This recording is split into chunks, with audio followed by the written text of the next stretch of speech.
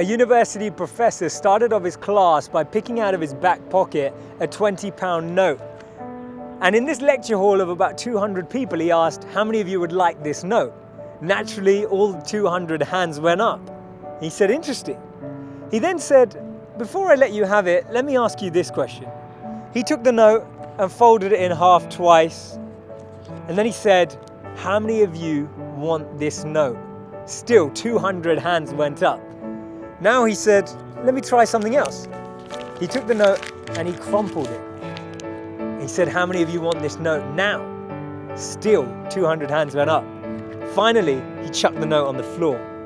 He screwed it with his shoe and crumpled it even more, picked it back up, now with dirt, and said, how many of you want this note? All 200 hands were still up. He said, today you've learnt an important lesson.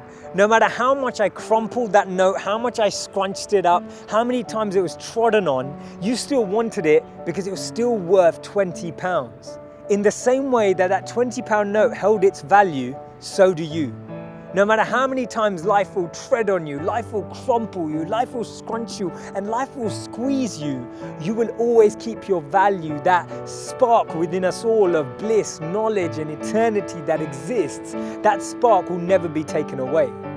Our value is not created by the price of our clothes or our bank balance or the job title that we have. See, we should be building life and not just building our CVs. In the middle of 2009, he was the software engineer that no one wanted to hire. He had 12 years of experience at Yahoo, but he was rejected by Facebook and then rejected by Twitter. He'd been to a great university. He had a great CV.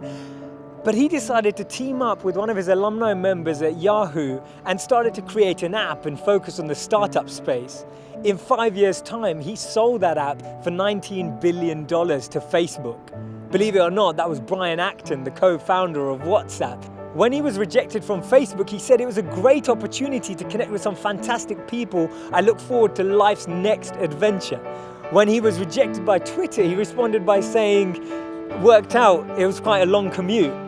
It's so interesting to see that someone rejected from two of the top internet companies actually responded with humor and actually responded with positivity. This lady was diagnosed with clinical depression. Her marriage had failed and she was jobless with a dependent child. She was on a 4-hour delayed train journey from Manchester to London when she came up with this idea, and she started to write this book about this wizard.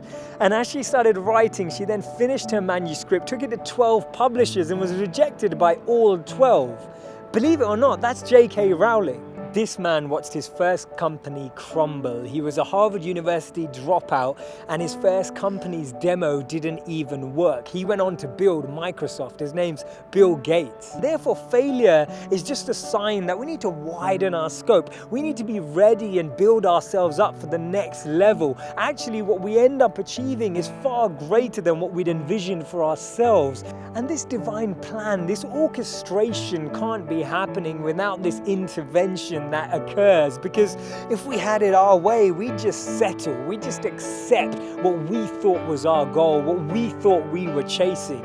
But actually, I've noticed that when you don't get that, later down the line, you look back and you reflect and realize that what you've gained is so much greater. Failures are only failures when we don't learn from them, because when we learn from them, they become lessons, and we actually extrapolate all of these teachings and actually get more insight into how we can improve the way we work and how we can actually drive with a different energy.